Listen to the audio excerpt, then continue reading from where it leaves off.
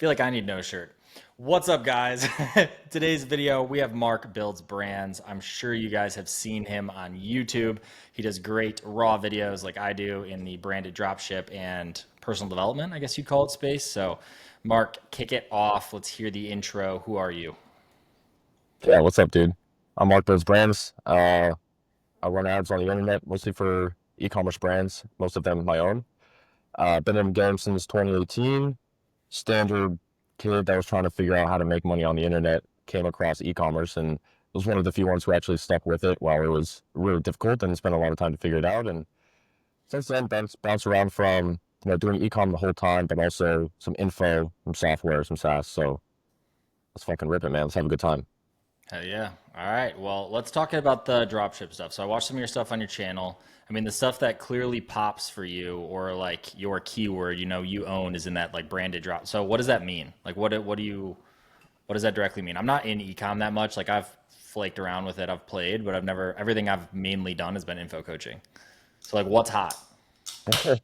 Well, branded dropshipping is kind of the argument against like traditional dropshipping, which kind of started popping up mostly in 2017, and then it got really big in like post-COVID, so like 2020, 2021. But dropshipping is great for like one main reason, and that's you can get like validation that a product is actually working and profitable, successful without having to go and bulk order all this stock. That's like the main argument for like pro dropshipping. But there's all of these downsides that nobody really talks about when it comes to like actually building a real business.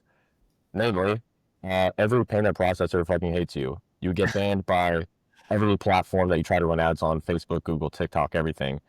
You have pretty much a terrible relationship with your customers unless you happen to have like a really specialty shipping line where you can ship quickly and actually have good quality products. So branded dropshipping was kind of born where you can still use dropshipping as a fulfillment model, which really that's all it is. It's nothing more than a way to fulfill your products. Yeah. But you can build a real brand in a process and use that as a way to get your brand off the ground because it is very cost effective.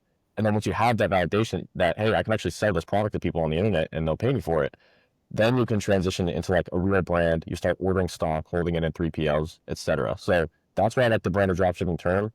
Um, just dropshipping in general has a lot of bullshit in there in the first place. So branded dropshipping is like where you can build a real business, like long story short. Yeah.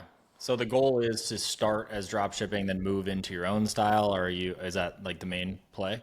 Yeah, start drop shipping. It should look like a brand from day one, but like looking like a brand and being a brand, two different things. Yeah. So you start with the drop shipping fulfillment model. You get to whatever that period is for you, where you're actually generating good money. Maybe that's like 10K a month, 30K a month profit, whatever. Then you actually take that profit, go invest in stock that is custom, it's yours, it's higher than a 3PL, and start fulfilling. You increase the relationship with your customers, increase your repeat purchase rate, all that shit. All right, so let's use an exact example here. So we were messing around with this in like November, and we loaded up some dog product store, threw it on a shrine theme, like cranked 10, like 100 grand or like 104,000 or something in a month, and basically just broke even. But we were like testing all this stuff, we are just having fun. But like in that example, right? We're doing drop shipping, we're branding ish, kind of. But like, is product branded, and are you using like what are you using for fulfillment in that? And then what is the difference when you go to your own stock? Are you like making adjustments to the product? Or are you just throwing labels on it? Like, what's the difference? When you start out, you're basically selling like unbranded products. So you can source from a lot of places. Like I don't use a lot of the big platforms as much. Like you can use Zendrop, you can use CDA drop shipping. That's we typically recommend like one of those two options. But because we've been doing this for so long, I've been doing it since 2018. Like I said, we have connections where we can use agents from like day one. But yeah, that's essentially it. You're selling unbranded products. Like you can search for products on Amazon, and unless they're patented, you'll find like 10 different people selling virtually the exact same thing. And all they're doing is private labeling, which is like a process Yeah. in actually like building a real brand, right? Yeah. So that's basically the process. And that experience that you just said, by the way, is like a universal fucking canon event for like 90% of dropshippers. Like they figure out how to actually make sales, make zero profit, and then usually they're like, say it's a scam, or they'll stick with it and like figure out how to actually be profitable with it. Yeah.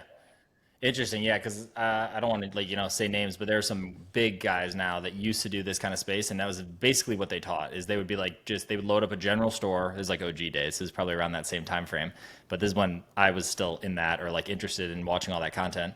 And they would do a general store. They would basically send ads to a bunch of these different ones on just like a normal product page. The ones that got a couple sales were basically like half liquidating basically. They would then take that, load it up on like a ClickFunnels style thing and go more direct response. They would start selling, 50 units a day. Then when they hit that, then they would go to this like drop, like, customize the product and go that route. So interesting. Okay. And then what's the play right now? What's hot with funnelish? Is it drop funnel? Like what do people use? I see you talk about all the time, and I want to go deep in your AI land because you're hot on like that's your like zone right now. I see you talking about it all the time. I see you making chats about it, private groups. So like, what do you guys do for advertorials? What do you like tech stack wise? What is working now? Dude, it's really interesting because you've been in info for a while. I've done info, and when you look at the history of direct response, the info marketers were typically pretty far ahead from e-commerce guys, in my opinion. I don't know why it is, but one of my mentors is now my business partner, Alex, and he got really early into using advertorial funnels with e-commerce specifically. And it was like him and a few like affiliates that were doing it. And he just took products that were like what would be considered like saturated products, build an advertorial funnel around them, and just absolutely rip like crazy. Like you compare like a standard funnel to an advertorial funnel, he would just destroy them all day long with a saturated product. So people are like, how is this possible? Oh, like you can't sell saturated product? No, it's just you suck at selling it. Like all advertorial is being able to convey your sales message in a different Yeah. way. And when you're doing what most people don't do, you typically get the results that most people don't get, which is good results. Yeah. So in terms of like what's hot, I mean, I guess you could say that's hot right now. It's definitely becoming more popular. But dude, I like we've been doing it for a long time. Like I didn't start talking about it until really last year because I was just pissed off. Like that's if people want to know how I started my YouTube, it's because I was fucking pissed off about all the bullshit out there on the internet, man. Like people had been saying the same fucking shit, the same strategy for so long. Like just build a store, find a product, use this ad spot tool, run Facebook ads. If it's not profitable, it's all the product. It's nothing else. It's only the product. Move on to the next one until you like strike gold. Yeah. And for me, that was such a stupid strategy because once I like indoctrinated myself with direct response and I understood that there's a lot more than just a product that goes into being successful, it was like this wall that was broken in my head, and I actually understood that you can sell most products if you're a good enough marketer. Yeah. Most of them, not all of them, but most of them. Yeah. And that's that's why I started making content because I was like, holy shit, everybody's teaching the same shit. There's like no innovation in the space. Not that even what I was doing was innovative. It had been around for years, but nobody was talking about it except for Alex. I was like, I'm just gonna show some people what's working for us, see how it goes, and yeah, people apparently liked it. Yeah, no, they definitely liked it, as you can see. But so I remember that from like OG days. And when I first was hearing about that, that was probably, I was like learning natives. Like, dude, I bought every course. I tried to learn every angle and everything and never took any of them to completion. That's why, this is the first like, big thing. But I played around with it and everyone was doing that with, and I watched one of your videos the other day and you talked about this. It's like if you scroll down to, on MSN or whatever and you see these things down here, these are all advertorials. And it's like, are you guys running them? What kind of traffic sources? Everything? Yeah, bro, you name it. Like Facebook, Google, YouTube, TikTok, Snapchat, native, app loving. Yeah, basically That's all of them.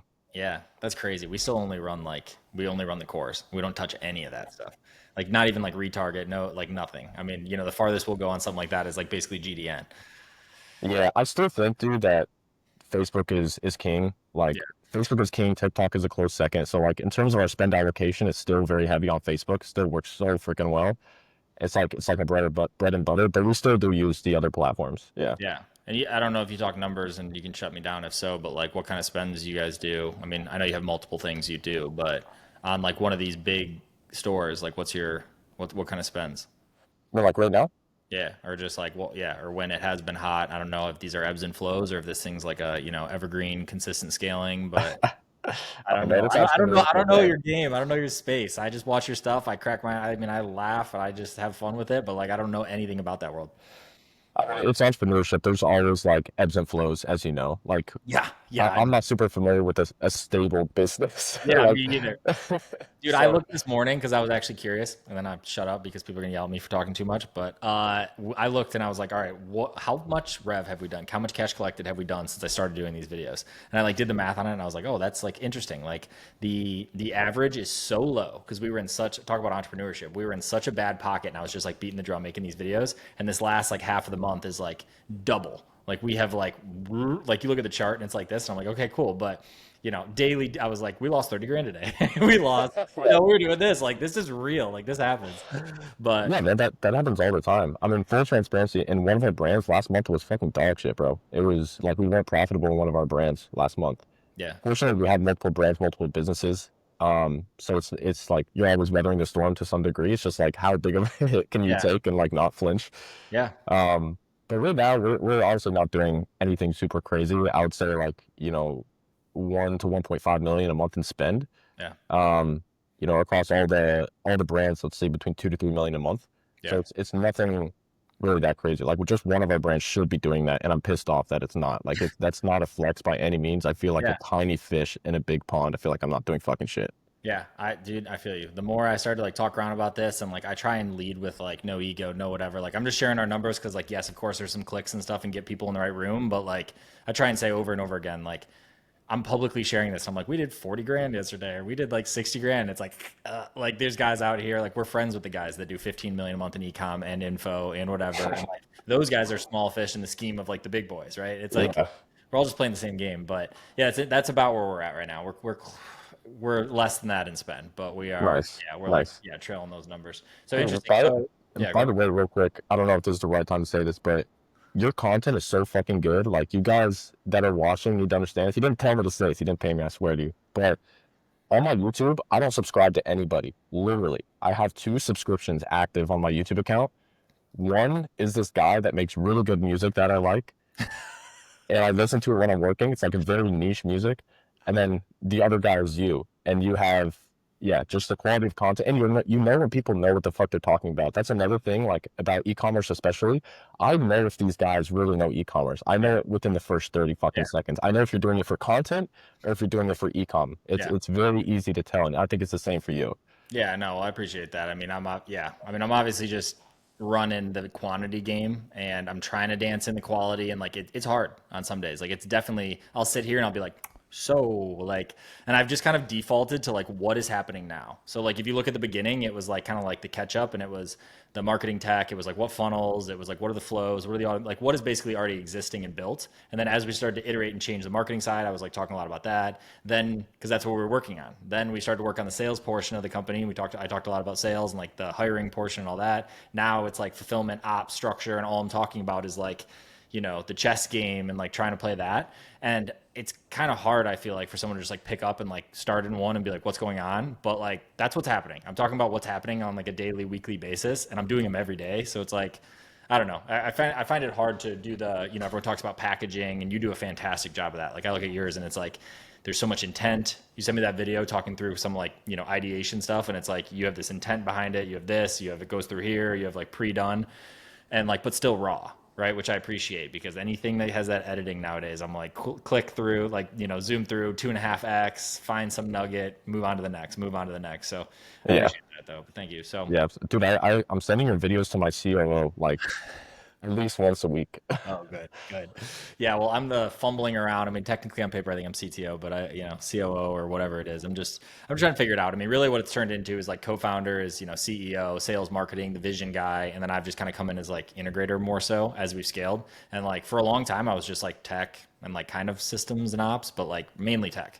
And like I understand I was always on the pulse on marketing. I was always on the pulse on like what was happening everywhere. We trained the sales reps. We were taking it like, but as this began to scale, I was doing like 4 to 6 hours a week, like less than that of meetings, and just kind of like doing my thing. And we were gonna just cash flow business it and call it a day. And minority. I came in. I was number 5 in the company, not a co-founder, co-owner, not a co-founder, and this last whatever 5 months, or I guess longer than that now, 7 months, we're like, let's just turn the knob. Let's just take this to like whale size because we're just so friends with these guys that it's like the model's there. It's like just execute on it. It's just push it. Why? What led you to that line of thinking that you're like, all right, guys, we gotta like step the fuck up and like see what we can do with this? My selfishly, like my life changed a lot. Like I changed some priorities around. I was kind of on the hunt for like what I wanted to build. Like this was already in that space in place. We had like conversations around, the owners and what we wanted to do with it. Because I literally can remember sitting there all together. We went to a mastermind thing that was for e-commerce, which is hilarious, but we used it as a trip. We all went together. We're sitting at breakfast and we're like, what are we gonna do with this thing? We're like redefining mission values, like all this stuff, and we're like, do we just want to cash flow this? Do we just want to have like just do 10 million a year and then just do like 30% margins and just like call this a day and just like have it hum? We have a great team, get them paid well. Like we've always paid very well, and like just stay in that honeypot, and then we can explore our other interests. Like, are we super interested in, niche? And I already say it on the channel, but like people can go find it, but like I don't really talk about the company name and stuff, but like, is that like really our passion project? And like we're all into that, we all do that, we all we don't look like you, but we're close, right? Like we do that kind of stuff in our own lives, but it's like, is that our passion? Do we want to go build some software? We're in this internet marketing game. Do we want to do some physical product thing? You hear everyone who's doing this and that and crushing it, and like the interests were all over the place, and then we're sitting on this gold mine.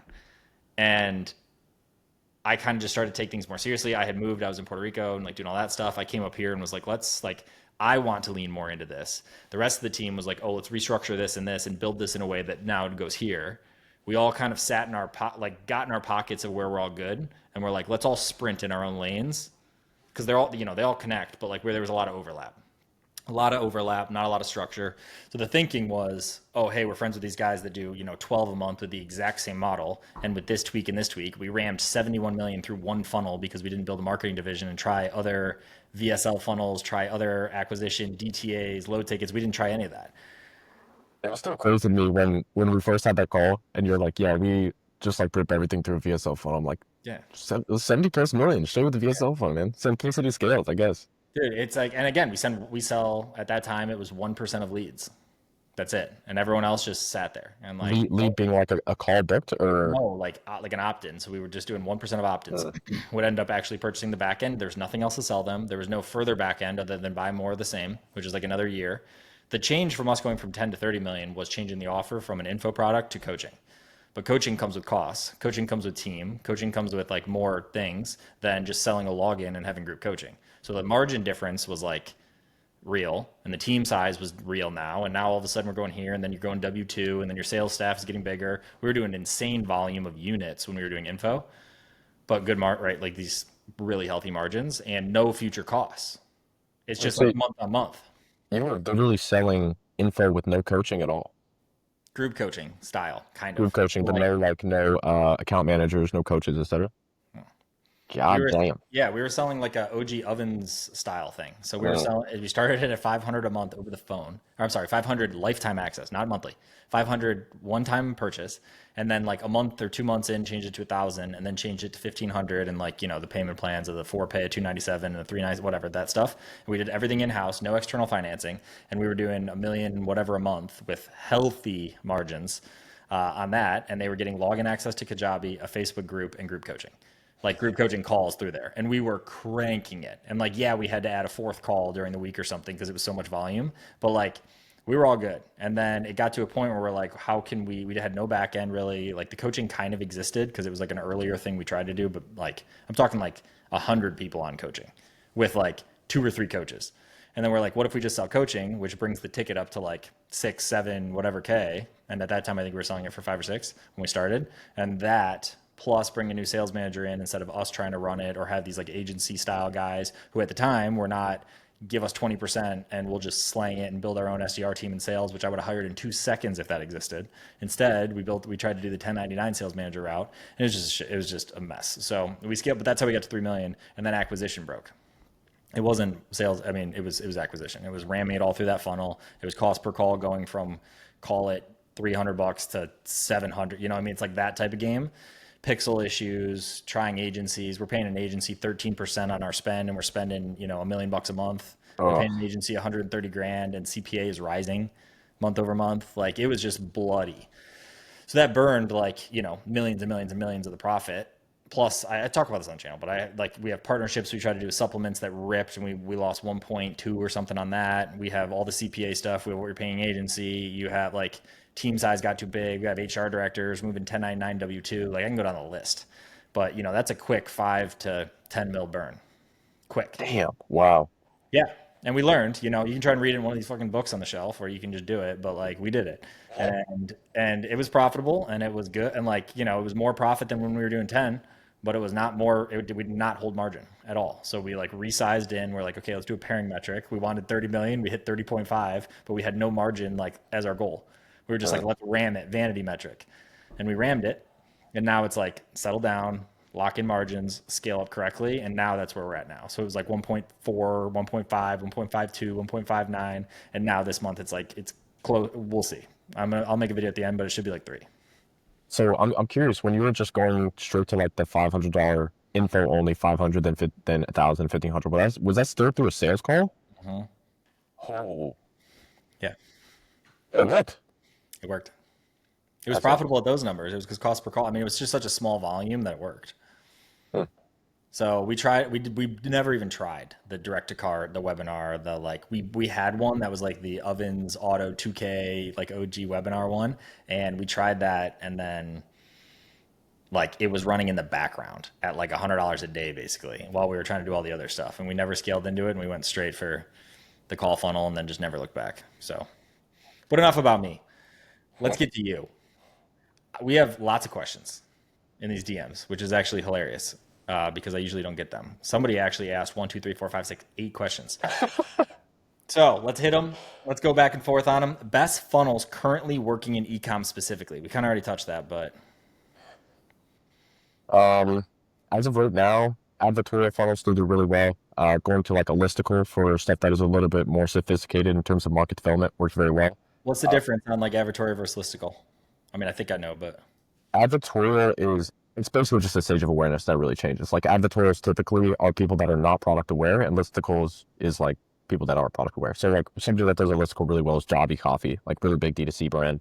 And it's always like a 5 reasons why kind of listicle. So those work really well, but they're selling coffee. They're selling coffee that has like protein in it. yeah, So if you think about the market sophistication, like coffee obviously been around forever, they don't have a whole lot of like, if you think of a direct response VSL and running that to sell coffee, you'd be like, what the hell are you doing? Like you're wasting your time. You don't need to do all of this sales momentum before you sell them the product. Just sell them the product and tell them why you're so different than everybody else. They're on like stage 4, maybe even stage 5 level of sophistication in their market. Advertorials a little bit less. Advertorials I like better because you can be more creative with the copy and you can really shape the perception of why your product is better than anything else that they've ever tried. And you can build up like your own story around selling the product. So those work really well. Another thing that's working really well right now is just quiz funnels. So think of either a VSL or image ad going directly to a quiz funnel that's typically a little bit on the longer side. So anywhere from like 8 to 20 questions. And it gives like this really customized feel. I won't name names because some of them are clients. But where's the VSL? Is it on platform or is it on page? on platform is what I was referencing. Yeah, so like in-feed VSLs basically. Yeah. And people run those even without VSLs. Like sometimes they'll just run image ads straight to the quiz funnel. But the cool thing is right after the quiz funnel, it doesn't even really go to a sales page. It's more like an offer page. Like it's kind of a hybrid between a sales page and a checkout page. It's like at this point you have so many micro commitments from them, and you don't need to have like a very, very long sales page that explains a lot about the product. It's more so like just important details and then the buy box. So like maybe it's like a supplement, for example, that is sold in like 3-month supply, 6-month supply, 9-month supply. And so it'll just go to that quiz funnel directly to like the offer page and then check out from there. Yeah. So those are doing really well. Dude, outside of that, that's the only thing that that's working aside of that is just like simple PDPs, like products that are super fucking simple and just send traffic right to a really well designed PDP. I mean, one of our friends who owns Avi, which is like a in the health space D2C brand, they're gonna do like over $50 million this year, like way over 50. And it's so simple. Like they have majority of the revenue coming from one SKU. They have one main like PDP that they run the traffic to. Like to some people it sounds like a dream. Since I'm like extra as fuck and a little bit retarded, I like having like the full funnel architecture and like these upsells and downsells and all shit. But yeah, that's what's working well right now. Yeah, interesting. Okay, so the next one was around the VSLs, but like basically talking pre-landed pages, and I'm curious. So you see these guys that do, the affiliate, anything that's on a network looks like this, but they do the headline VSL, the cookied, CTA that's waiting. Do you guys do any of that, or like what's the time for that? Because we're and also some context and background is like we're talking about when we're going to do this. We're talking about initially starting it internal for like anything we do physical brand or like physical product wise is going to be for like to test into an easier sales cycle is going to be internal to customers like post purchase for the coaching.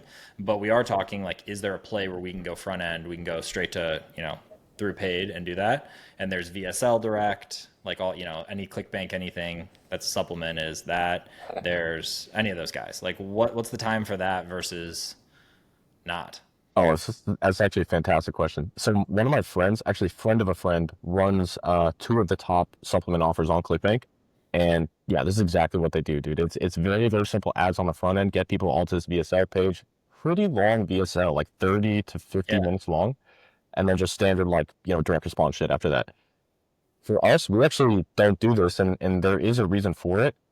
If you think of for us, like one of the most important values in my company is speed. Like money loves speed, right? Yeah. And we're actually slightly moving away from testing as many VSLs. And the reason why is because they take so much more time to iterate on.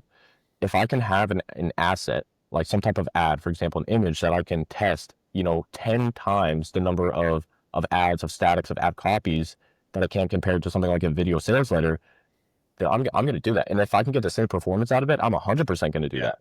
So that's something we've been moving towards a lot. We don't do like straight to a VSL like that because we do VSLs in feed. And even that, dude, we're like, it sounds like a dream, and it is when you find that one really, really good VSL because it Yeah. does crank for a long time. As you fucking know, you ran that one VSL for so, Yeah. so much fucking Yeah. cash. Yeah. Yeah, it takes a long time to find it, and then eventually that VSL is going to die, and it takes a lot more time to find that new winner than if you were to just constantly be iterating with assets that take less time to produce. Although, honestly, part of that is even less of a obstacle now because of AI, especially with like VO3 that just recently dropped, and now you can basically create VSLs exactly as you want them, start to finish, and there's like the amount of time for you to create something like that goes down substantially with tools like that. Yeah, that's interesting. Yeah, because I guess I didn't think about that for us because we just hammered that one. But like we have, and the cost behind them, the time behind them for, so we're doing multiple brand faces now. So we're having multiple angles with multiple faces that are like in the buyer demo. But we just had them go out somewhere, physically shoot in person so we could control the filming and all that side of things, not just hey, shoot this on your own in wherever state or country or whatever you live in, and then send it to us, and we'll do everything after. We did that whole portion. Then once we got it back, once we finished those, now it goes off to the best of the best editors that are 20 grand, 30 grand for VSL, which is Yeah, dude. crazy behavior. I mean, like we got quotes for 2 to 5 that are like okay people or like recommended, but the best of the best are 20, 30 grand. And they're Yeah. unbelievable once you get them. And we do stuff. I don't know if you've seen. I mean, we'll do vertical ones. We'll do horizontal. We have both of them that are like on the same tempo, so you can have it on same page. And like if they go back, it's similar. But you're not wrong. Like the speed to do it. And then Peter Cal always talks about. He's like 9 of them in a row flop, and then one hits, and you're doing 100K a day from it. But the iteration on that is crazy. I didn't think about that. Yeah, that is true. I mean, dude, we've been running VSLs for a while, so I'm not like shitting on VSLs. I actually really love VSLs. I love writing them. The editing thing is incredibly true. Like we have in-house editors, but I have paid people outside, and they're charging like anywhere from like $100 to $400 per minute of the VSL. Mhm. And if it's a long form VSL, bro, oh my God, dude, we internally we test as many as like 200 VSLs in a week. Can you imagine? No, no, I can't. That's crazy. I like my marketing tech brain is like just breaks because that's the other thing is like testing those things and like setting them up. We use Vitalytics. I've heard that's dumb because of bandwidth, and other people use these other ones that are just like it. But like, looking through stats on those things, trying to split them correctly, how they got there, understand the context, how much is enough data when you're running at size, like before you can split and like then you change a lead on one of them and it crushes the other one by 9 times and you're like, what just happened? And then you just crown that for X amount of time, but then it doesn't back out the same on bookings or on purchases, but it does on bookings. And it's like, it's just eggs. It's just eggs. It's just, you're constantly playing that. So yeah, that makes sense. That makes sense. Huh. Yeah, Okay. it's beautiful, man. There are a lot of pieces, but it's like there's no other game that I'd rather play. It's like a fucking jigsaw puzzle, you know? You assemble one piece and then another piece, and then 30 other pieces break when you assemble those and you have to like re-put everything together. Yeah. What about writing them? You said you write them? Because when you guys are doing like these 200 or whatever, I mean, we can get into the AI stuff a little later, but like you guys are writing them generally in house. Yes, yeah, yeah. We write them all in house. Yeah. Yeah. We've had our top performers have come from our copywriter that we've had since like OG days, who literally might as well be our brand face. We joke like 2 emails a day, every day for years. Like they just have the voice. Uh-huh. But we've paid 15, we've paid 25, we've paid like some bigger numbers to external guys, and then shot them internal, which again is more variables, and then had it edited, which is more variables, and done that. But one of them has cooked for us, like multiples higher in ROAS just on like smaller tests that we're about to roll out into bigger ones and multi VSLs and multiple low tickets. But like there's some power in sending it off to the Bensons of the world or the Peter Kells or those, but it's top dollar. So it's like your Yeah. P&L needs to support it, or you got to come out of pocket. So yeah, that's interesting. All right, so what else? Advice on how someone that scaled into offers that doesn't make any sense. That scaled into offers to get acclimated to the direct response ecom environment. So basically, where do you hang out to learn all things direct response ecom? I assume what that means. Huh. Dude, it's kind of sad and unfortunate. There's not a lot of really good direct response circles, I feel like, anymore. And even I am like quote unquote new into the space. Like the real internet marketing OGs were like 1999, 2000, and I've been in the game since then. And one of my mentors is one of those guys. So the were you there in the War Reform days? I mean, like I know of it, and I've like been, but no, not when it was hot. Do you ever go back and look at some of those articles? No, I have though. I have like I've looked things up, and it brought me there, and I've gone down rabbit holes for hours. Yes, but Yeah, me too. that It's and fucking what amazing. was the other one? Mad something for the affiliate and lead gen guys. That was Oh yeah, sweet. yeah, yeah, yeah. Yeah, Yeah, anyways, in terms of like right now, man, like if you don't have a good understanding of direct response, I always think it's best to start with the people that were the actual trailblazers, not people like today. Like I really recommend listening to me. I would go and listen to people that were, for me, like on my Mount Rushmore, I would think of people like Gary Halbert, Gary Benson Vanguard, like Eugene Schwartz, Dan Kennedy, like people like that, and go read all their content because all they did was crack direct response marketing with like direct mail. And then when the internet came around, we started to transition that, yeah, onto like web pages and whatnot. yeah, So like if you haven't read all the Gary Halbert letters, for example, like absolutely mandatory reading if like you care about direct response. A lot of the Dan Kennedy stuff. Um, and it's just it gives you that like that magic, that little spark that's like, man, these guys were like figuring out how to sell people shit. And like they made these simple, stupid mistakes that are stupid to us, but they had to figure it out before we knew that that was stupid. yeah. So seeing shit like that, man, is super, super cool. So I think finding those people that literally are the OGs, starting there, and then there's a few good communities. I'll shout out my guy, Alan Sultanich. He has a good community. I'm sure you're familiar. Nothing Held Back. It's very solid. Yeah. I've been in there for a while, and he's taught me a lot. So that's a good one too. Yeah, I learned about. I mean, as soon as he dropped that offer, I bought Nothing Held Back Plus or whatever that one middle one was. Uh-huh. Those guys, that's their life. They are so good at that. There is just like their entire thing is ideation, copy, like that. And Alan's got the brain for economics and the Yeah. executive of all that, and like Hormozy mind when it comes to simplifying things and breaking them out, long form, short form. But yeah, what do they say? The OGs is like the psychology behind it, and the new age is like the tactics around it. So, like you said, how you apply it to the online space. But in the end, putting it in a piece of direct mail or putting it in a Facebook ad is like that's the tactic. That's just like how you do it's the new conduit, but it's the same messaging. That's Uh-huh. interesting. Have you ever done the write it all down by hand? Were you Of ever one of the course. yeah Of course. yeah You know how many fucking sales letters I've read? I used to do this up until 2023. I'd spend 4 hours every day, in like deep work, and at least 2 hours of those was actually like hand rewriting sales letters, and I did that for literally years. I did that. yeah? No, I, it's a hack. Alan always talks about that. It's like literally, yeah, just do it. Handwrite them all. I did it with Halberts, and then I was like, what am I doing? I'm not a copywriter. I'm never going to be a great copywriter. It's not my zone. And it's like, it's so high leverage if you use it in the right way, but like, it just wasn't where my skill set already was. And I was like, well, what am I doing? Like, I might as well just lean into my bucket. And then I just leaned into my bucket. But yeah.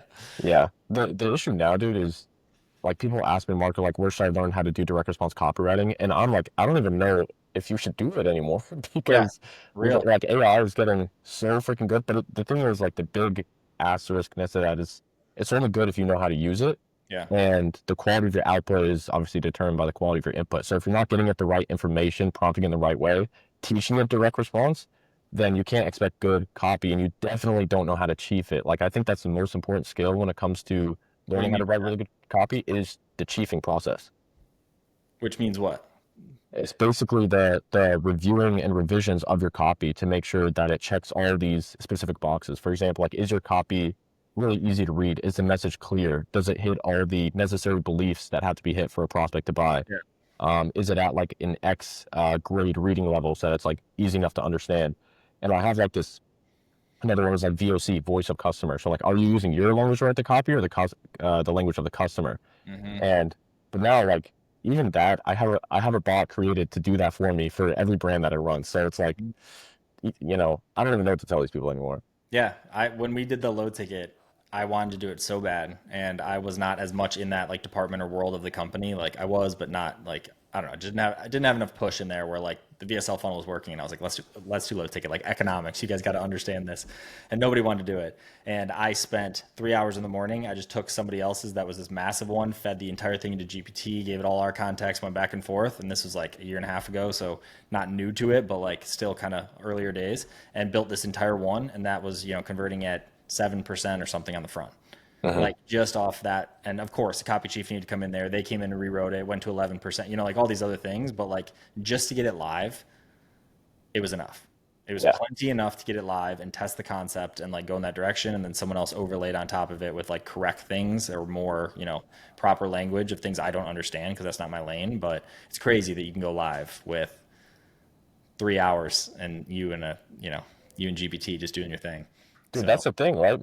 Because it's speed. I'd rather launch imperfect copy that's maybe like an 8.5 out of 10 than spend the extra, like, however many hours chiefing it to fucking perfection, or like, writing the whole fucking thing myself, than I would like just to get some fucking data. Because even what's greater than the copy, if you think of like the leverage that you can pull, like as a business owner, the copy is even a lever that is smaller than the power of the offer itself, right? Because you can have very, very basic copy, but if your offer is so fucking good, it's not going to matter how good your copy is. The offer does the selling itself, right? yeah, no, 100%. Well, that tees up the next one, which is daily routine to keep the skills sharp. So, like, what is your focus right now with where you guys are at with the business or multiple businesses? I mean, we haven't really fully talked on. I mean, you're doing the branded drop ship. You have that whole multiple brands in that business. What else is kind of going on in businesses? And then we'll go back to where you guys are, like, where you're refining skills. I mean, most of my time right now is still spent on e-commerce. Like, I wouldn't feel good making content if I didn't feel that Yeah, way. same. So, uh, keeping my sword sharp is just me working all day. Like, I spend a lot of time writing ads, writing advertorials, looking at our funnel data, coming up with new split tests to launch, almost like a little mini CMO, and just trying to decrease our CPA, increase our return on ad spend, because it's basically like running a like running a low ticket funnel, except you have no high ticket back end. You just have to be Yeah, profitable you on the have to front make it end. work. Yeah, yeah, Like, that's interesting. Yeah. the only Well, thing that you really have on the back end is like subscriptions. So if you're running like half subscriptions and you have a good repeat purchase ratio, then good. You can go like negative on the front end. But other than that, you have to be profitable. And since I'm just competitive, I want to be profitable on the front end, even if I'm at scale. yeah. Even if I'm spending like 30, 50K a day, I still want to be profitable acquiring customers. That's just how I've been. Yeah. Well, I mean, it works, right? It helps. It's Yeah. easier. I mean, I don't want to say it's easier. It's probably harder to do that, but easier everywhere after that once you accomplish that. Oh Because my you don't God. have to Yeah. worry about your time to cash. You don't have to worry about any of that stuff. Like, do you guys, are some of the brands you have subscription? Yeah, yeah. We have subscription. We go back and forth because when you run traffic to a subscription offer, you're naturally going to have like a little bit of a lower conversion rate. But it Interesting. depends on your economics. What is your retention? What is your churn? If you're able to keep those customers for a while, then you can go, deeper and deeper into the red and still be profitable. So for us, like, if in our main brand, I'm thinking, for example, it depends on the product. Some products have like retention for like 2 months, for example, and others have like 6. So Yeah. it depends on a lot of different variables. But yeah, we do have subscription built in. I think every brand that wants to exit should have some element of subscription built in. Yeah. So I end up somehow talking about this with every single person I talk to, but what is stopping you maybe from going just crazy deep or thinking extremely large or something with like one specific thing? And I think you do have some business in your repertoire that you talk about that, or that you talk to me at least a little bit about, where you are doing that, where it's like the bigger play, it's the bigger long-term thing. And I don't know if you talk about that here or not, but like maybe just an e-com specific, like if you have multiple brands, of course there's TAM for everything, right? It's, you can go in any bucket, but like, do you think that if you went, we're going to take this one brand, our biggest brand, our number one brand that you were talking about earlier, and just we want to take this to like 10 million a month, like is that even feasible? Is that something that you guys are interested in? And then having, because I hear all these things about exits in ecom, and it's much easier obviously than something that's expert led in info or softwares, or there's all these different things. But like, what is your thought on that versus having six portcos basically?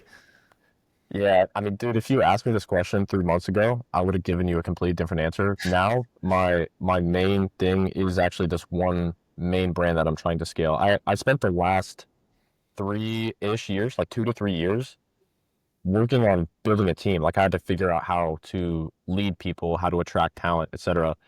And now, like, thank God, I've somewhat figured out, at least I'm definitely nowhere near perfect, but I was able to develop a really good team that run a lot of these businesses without me having to go and do everything myself. Yeah. So I literally spent like, when I think of like two people on my team, for example, one of them I spent onboarding um, every single day, 4 hours on Zoom for the first probably 3 months. And then he was like easily one of the best. He was initially on media buying. He was one of the best media buyers like I've ever worked with within the Yeah. first 3 months. Another guy, same exact thing, but for copy. And so initially it was just copy, and then I added all the CMO stuff that went along with it. And now he's running our entire marketing team actually for two different companies. Yeah. So like I really did a lot of sacrifice initially to build these people up to be the leaders that they can be and have the skill sets that they need to have Yeah. over the past few years. That would not have been possible. Like I said, if you asked me even a few months ago, definitely not like a year ago. So thankfully they're at the position where they can run things for the most part themselves. And yeah, like this, 90% of my time right now is going towards this one brand, and we're trying to exit for a very substantial figure like in the next few years. Nice. Okay. And that's, yeah, that's the fun thing right now, is like the sparkle in my eyes, like, okay, this whole, cause I don't know, I've read all the books, or a lot of the books, and all the audibles that are like, what do they call it? The full circle of entrepreneurship is like when you can actually sell, not you can just make a bunch of cash, not you just cash flow something up and run an offer and then turn it off, and like you made your money. And yeah, that's amazing. Like even that is hard for a lot of people to do, but that full loop of like actually turning into a machine, actually having something valuable, actually having something that someone values at 8 years or whatever of future that they're willing to pay for now, is like just like a notch in the belt. Like, or I think that is a cool thing to do. So that's what Yeah. you're focused on now. Is you can is that brand doing that? Okay. Yeah. Yeah, exactly. Yeah. And then when you said you're doing, still to this day though, you're like in it writing ads and doing all that. You're doing that of that brand because you choose to, like, that's the one you're trying to like craft and master. And then these other ones you have built team that manage it more so, and you just overlook. Exactly. That's amazing. Yeah. I should have done that with tech and I didn't. And like I am in a rock and a hard place. I have a senior tech dev that's like better than me at tech, but like I have a bigger understanding of the whole picture, and like Yeah. the understanding of like what it all touches, and like you change this and it should change this, or if we want to build the data around this, it's because we want to report on these versus these, and like some of that stuff has not translated well, and we're in this whole rebuild of like the entire data restructuring, because we're trying to go to these large numbers that it really matters the storage of data. It's not as much like transactional at that point. Now it's like it's internal data points, it's ascension numbers, but like at a real depth that tie to NPS scores, that tied to, like LTV numbers that come from different sources, and like the whole thing in one, now that we're starting to get there. Because we just leaky bucketed it for like the last 60. Like Mhm. we're just like, get a customer, cool, get another customer, like hamster wheel it, instead of worrying about like how can we make another 10 or 20 or whatever per person on the back. And you need the data to do that. You need to know like all those things. And I did not train team like that at all, like that little department. So like it's a whole reorg, it's a whole restructure, but Yeah, dude. So when I hired this CMO, maybe this will be helpful for you. I don't know. a When lot of the I, things you say are helpful for me. So yes, well, I think it'd be interesting to tell you how because I didn't really find these. I kind of found them, but I more so created them. the So people like, on the yeah, team. yeah, yeah. Because my copywriter is like the best example, because when I hired him, he was 19 years old. He was taking like a gap year from college, and he had taken a few like copywriting courses and had maybe been in copywriting for like under a year. But I am like a huge believer if you're going for this person, it's going to be like an aggressive onboarding process. But if they show you that they are going above and beyond what they're told to do before you even hire them, to me, that's a super, super green flag. And I'm actually okay with taking somebody that has less experience, but is a super duper culture fit and is very, very growth minded. That I know I can bring that person in, I can indoctrinate him on all of my beliefs on how to run marketing teams and systems. And that's exactly what I did. And that's why I spent so much time building him, because that's what I was doing. I was like building his skill Yeah. set and his like way of thinking. And he's like the most teachable dude on the freaking planet, almost to a fault, which you wouldn't Yeah. think is possible. But like Yeah. he's really freaking good at that. And um the story of me hiring him is actually freaking hilarious. So when I was just hiring for a copywriter, and I was like, okay, if I were to go back and I had to hire like the perfect copywriter, I would want somebody who can show me that they can write really good ads before I even bring them onto the offer. So what I did is I did like a few rounds of group interviews, and I found 5 people that were really, really good. Really good. Like some of them have written for math, like Agora, like big, DR companies.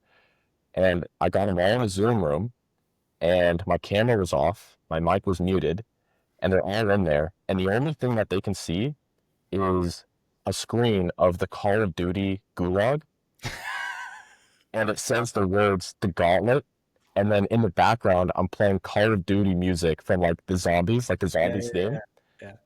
and I don't say anything for like the first minute. So I just see like these people, popping in the Zoom room, and they're all like looking at each other and they start laughing because they know like the music, and then I like unmute myself, and I'm like, "Welcome to the Gauntlet." And I start to explain the rules of how it works, which is basically, hey, we have this offer that's working. It was a low ticket offer at the time, and it's working really well. Your goal is to write an ad that beats our current control. If you beat our control, you'll be hired. If not, you won't be hired. And I give them 24 hours to write this ad. And so they can control the ad copy, the creative copy. They can control the like cinematography of how that ad is produced. They can control everything that they Yeah. possibly want. Like we have all the budget. We use our own money to test this ad. And we actually did all of this. And some of them we were filming some of them, and we were like, holy cow, I don't even want to film this. This is so fucking dog shit. Like, it's terrible. I don't even want to continue this. And then others were really quite good. And the one that actually won was the guy that is now my CMO. So Oh, nice. yeah, it was a great process. So if you want to steal that for whatever Yeah, position, yeah, go yeah. for it. Okay, yeah. Somebody listening will want to steal that. I don't know if it works for my demo, but maybe. But that's so fun. Like you just have fun with it, which is hilarious. And I don't. I mean, I don't. I'm definitely not the person. And like, let me drop the ego at the door. That should be talking about how to hire, how to fire, how to manage, how to do all that stuff. Like in my little world of it, has been very lean, and then now it's more like of the C level more or less, right? It's like doing that, but then they have their teams, and like I'm not boots on the ground, I'm not day to day with anybody there, so I very limited in that skill set. But my thought on that, and where I'm, because that's like the Mr. Beast thing, right? It's like have someone sit next to him for 4 years and then they became like his second brain. For me, and where we have now seen, and we didn't do until recent, but hiring in people who have more experience than me, because when you do that model, you're basically extracting everything from you. And it's like they learn, of course, they can learn stuff outside, but the goal of that is that for them to sponge from you and become like as good as you and replace you.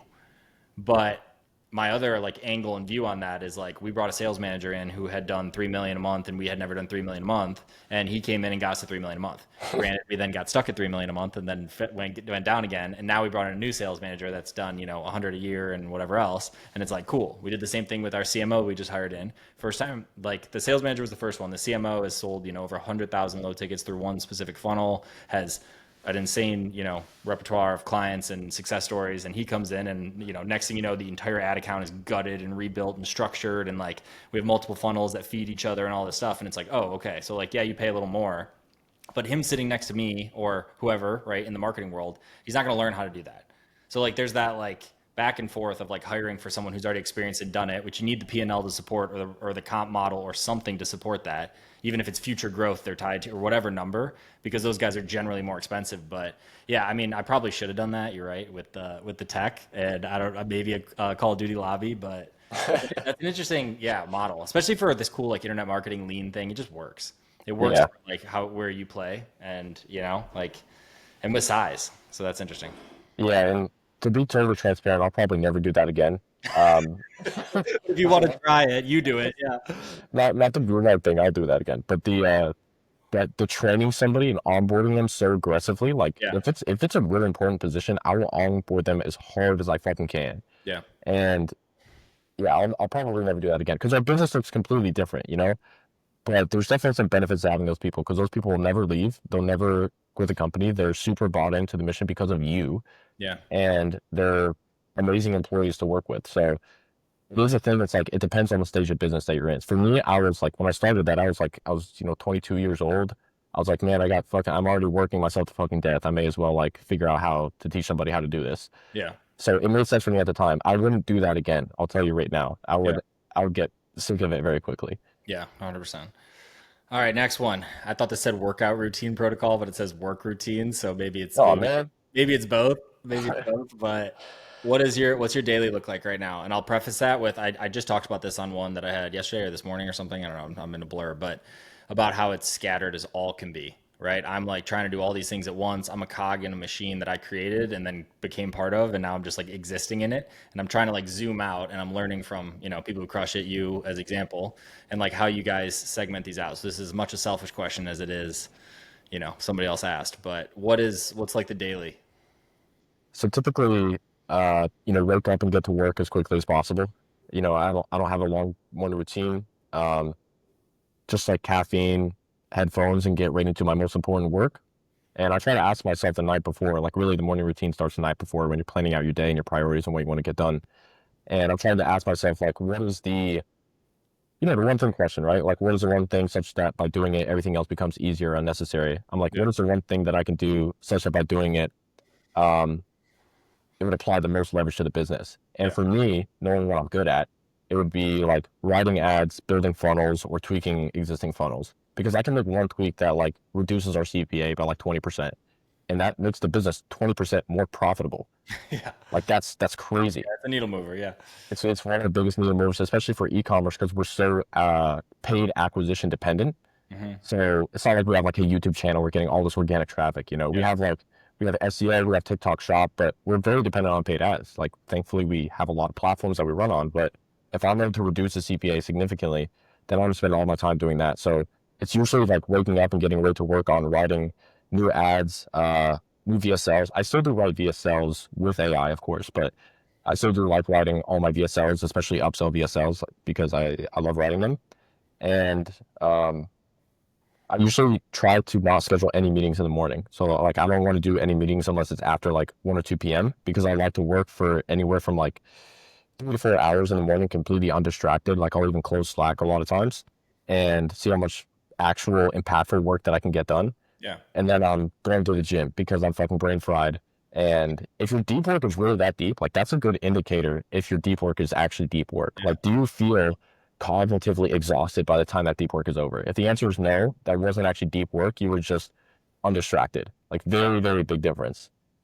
Yeah, So no, yeah, 100%. I mean, yeah, I see a lot of your videos, and I'd love to deep dive some of that because you go into a lot of those scope, and I know those are kind of like your broader stuff that then brings in, but like it's an interesting topic. I've been in the everything has to be perfectly to a T within X minute and tried that whole game, and I've like completely faded away from that and been like I just have conversations and decisions all day, and like that's kind of fun sometimes. And then my honeypot is like my 5 a.m. because no one's on is the real reason, right? It's like you're fresh, you're doing your thing, and nobody's messaging you. And it's like even if you want to pop on Slack, there's no one responding. So like I'll like blast stuff out, I'll do data reports, I'll be like, oh, this is interesting. Like ascension rate changed from this to this across this because we did this, and like drop these things in chats and like do that. But as soon as everyone wakes up, I am a addict.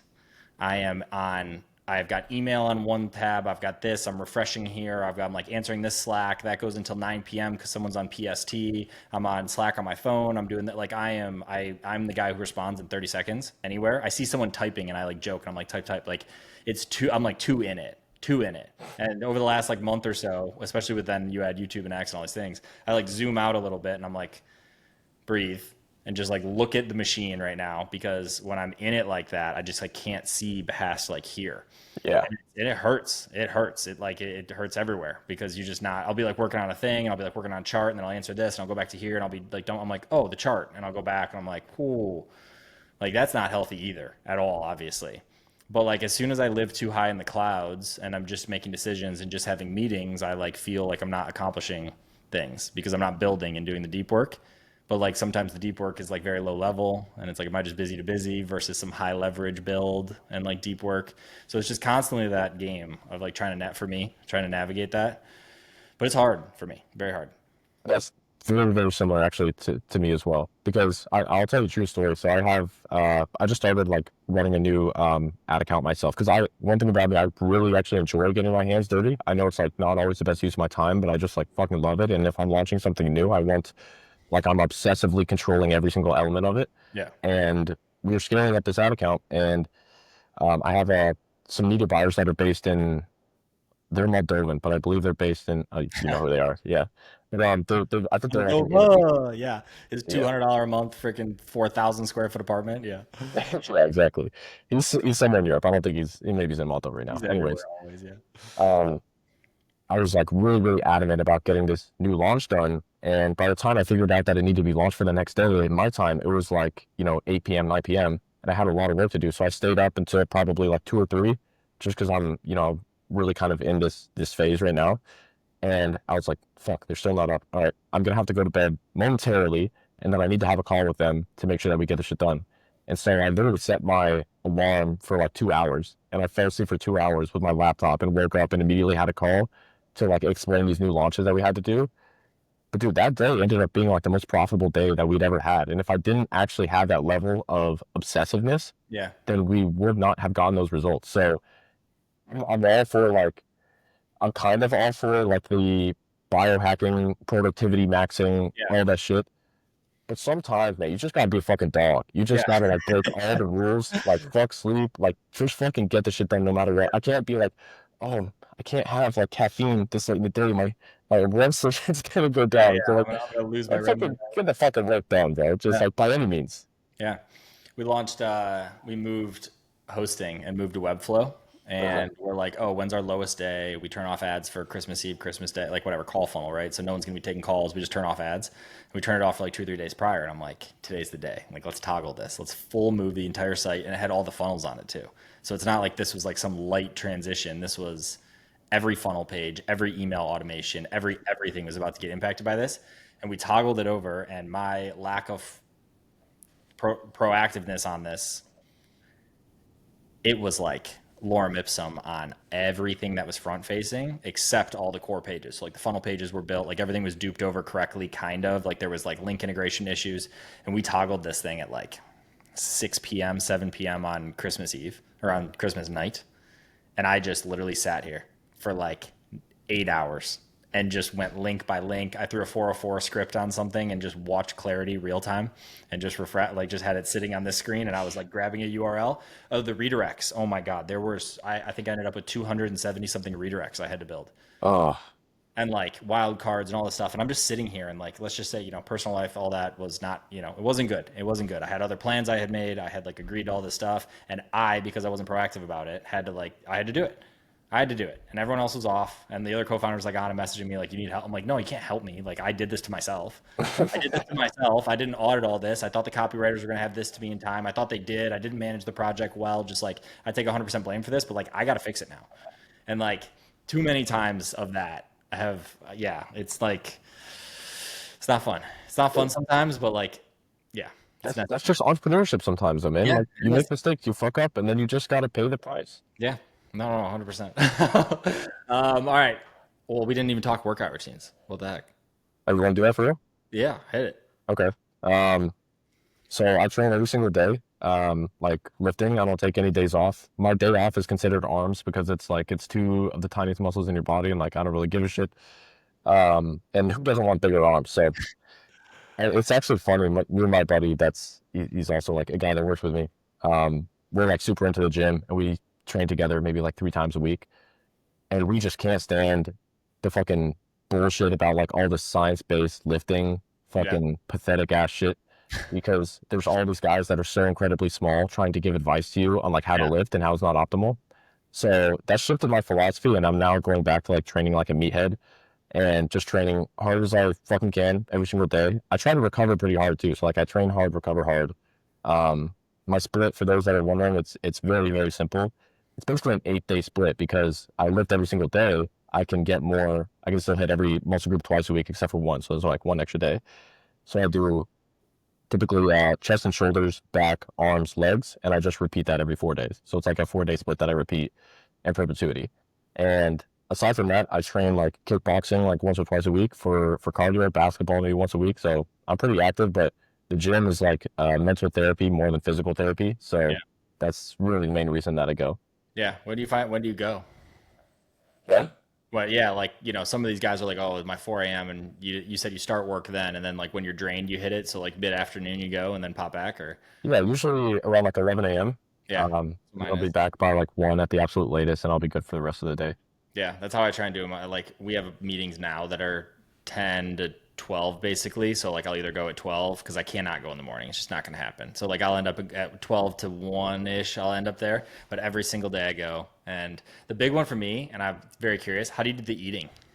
How do you, I mean, do you DoorDash your life away? Do you have meal prep city? Like it's a big thing. Some people pay for a chef. Some people like, I can't eat enough because I don't plan ahead and I've done the meals and then I've gotten bored of them. I've done this. I've had people, who've make things that, in my house, like I've done that, but what do you do? I'm always testing. So what I'm doing right now is Gas so station different. meats. Gas station meats. Yeah, I just have beef jerky. Like Yeah, that's just beef jerky on a tube that just hangs down. Yeah. no, I right now I'm just I'm getting like pre-made meals. So like Yep. meal prep meals basically. There's a place literally like within a block of me that makes pre-made food specifically for like bodybuilders. So it's like perfect for me. Yep. And right now I'm having that along with that's actually mostly it. Like, basic protein shakes. But I mostly have those meals like religiously right now. And it's kind of in like I'm in a slight like cut phase right now. That's why I said it kind of depends on like the phase. If it was standard though, I'm a very avid door dasher, and I know I should probably like hire a chef, and I haven't. So yeah, fuck it. I don't really care. So for the most part, if I'm getting my protein in, Yeah. um, then I'll kind of follow like full nosy structure with that. Like just like get Yeah. enough protein, backfill with whatever else you want, and just Yeah. don't eat like a fat fuck, and you should be good. Yeah. In PR, I literally use the grocery store as my fridge, and like I'd go to the gym, and then the way out of the gym, I could like underhand toss a rock to where the grocery entry was. So I'd walk in there, I'd get 2 pounds of ground beef and like Lacroix or whatever, and then some sauce to put on it. And I literally every day would eat like 2 3 pounds of ground beef, and I would just cook it right when I got home, and that was it. And I would just eat that every single day, and that was like the biggest probably. Then I got back here where they actually have meal delivery, and like mainland vibes. And I did that and then just like a big dinner every night and just doing the same thing. But when I stopped doing that, it's like 3 RTDs a day. I'm just like grabbing shakes out of the thing, trying not to do all these hormone ones. And like it just becomes, I can't think about it. It drives me crazy. And then I just don't eat because if I had to think about it too much, I'm just like, I'm not doing this. I'm not doing this today. Yeah, yeah. Dude, the biggest thing with eating is like what is going to cause me the most, I'm sorry, the least amount of like decision fatigue. Literally. Because especially you, I feel like we sound so stupid saying this, but like it's real. Like it's no, very it's real. real. It's absolutely real. And that's why, I mean, you usually just, I think, see me with my shirt off. But if you see me like walking around in my actual city, I would wear the same fucking clothes Yeah. every single day. I don't have any sense of fashion. I wear one more ad shirts in like basic pants and like sneakers, and that's it. And I wear it every single day. Yeah. If I have a shirt on, it's just one more ad shirt. Other than that, it's mostly shirtless. Yeah. I no, I literally could not. I mean, people are commenting, they're like, "Oh, the hoodie," and it's like when I'm sitting at this desk, I'll throw like a random hoodie on or something. If I leave this house, it's in this black t-shirt. Yeah, I'm pretty sure I have not worn another black anything but a black t-shirt out in public in like years. yeah. And to It's me, like to me, we're winning. Like I don't know if we're I'm telling you, this feels so stupid to say, but like it is real. It's like I just I can't. I don't have that sense. I don't understand it. I don't want to understand it. I don't care. Like it works with everything. It's easy. I just have 10 of them from cuts every like 6 months, and I just refresh them and call it a day, and just like that's life. Yeah, man. Like simplicity scales like fucking everything else. So Yeah, 100%. All right, so let's get a little meta here. So someone asked how he puts out content and the differences. Well, this is kind of branded and unbranded. It's about ecom, but let's talk about your content specific. So like, what's the methodology? Like you and I have talked about this a bit, and I don't know how in depth or not, but like zooming out, like what is the approach? You do stuff that you own keyword. We've kind of talked about, and you focus on there. You do stuff that's a little maybe broader around the dopamine resets. Like I assume those are probably broader, but still reach a version of the same audience. Like what's the strategy there? Hmm. To me, the like what you talk about is a lot less important than who you are. So I know we talked about this before, but when I was beginning, like starting to put out content on YouTube, I was just upset. I was just pissed off about all the bullshit out there. So I was like, if I were to literally make like a T chart and have all the bullshit on the left hand side, where would be the opposite of all this? So like perfect example is like extremely polished thumbnails when it comes to like YouTube videos. So I was Yeah, like, perfect, I'm gonna do the exact opposite. I will create thumbnails. yeah. And then it's like super SEO hyper optimized keyword titles. My top video, I think on the entire channel, is called like how to make fuck you money. And then the only keyword is branded dropshipping. Like that's it. Yeah. And I have videos that say like I'm fucking retarded. I have videos that say like the male version of OnlyFans. I'm That was a trying good one. That one got some clicks. I'm trying to see how many of these quote unquote rules I can break and still win. That's really my philosophy, and that's like my life fucking philosophy to be honest. But that's what's at the heart of everything that I do, every piece of content that I make. I try to do like a 2-to-1 ratio of like e-commerce videos to more like mindset, entrepreneurship, general stuff because I want to impact a good amount of people. Yeah. And when you zoom out 30,000 feet, dropshipping is very small. Yeah. And I still want to get more people to like kind of know who I am. And again, at the center of everything is just like I want to provide as much value as possible in kind of a unique way that most people never hear. And I think that's Yep. why I've built the audience that I have. It's because I like say things that they know to be true, but I'm saying it in a way that they never heard before. And yeah, that's basically like my philosophy in a nutshell. Yeah. No, I mean they crush, and that was a quick come up, right? Like you. Yeah. Yeah. I started in November, so pretty quick. Yeah. Cool. Yeah, I watch all of them and I'm like, okay, cool. I have an opportunity to just do it raw and just share like that. I don't have as much ideation and packaging, which is very clearly the one of the main issues, and like the market and the target and what I'm talking about is also much different. But Yeah.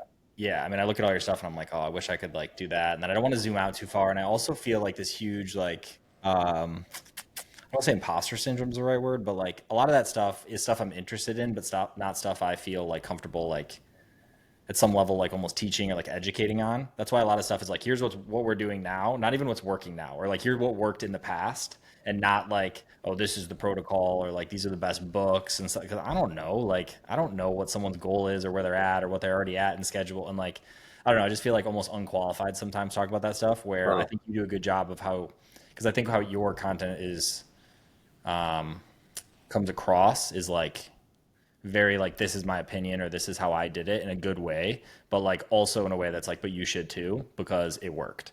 And like I think that is unique and something I don't really like grasp in mind. I'm like, I don't know, run whatever one of these funnels works for you, or like, yeah, like this one generally speaking does this, or like has for us. But I know guys who crush this funnel, or like team structure wise, I know guy or a great one is like I know guys who run 60% margins at scale and do 3 or 4 million a month, and like we don't do that. And like if your goal is profit and doing this, or if your goal is this or this, like it's just it's all contextual, and it's very hard for me to like try and share something other than here's what we're doing or here's my current frame on this, and because everyone's is different, everyone's goal is different, everyone's current situation is different, everyone can approach it in a different way.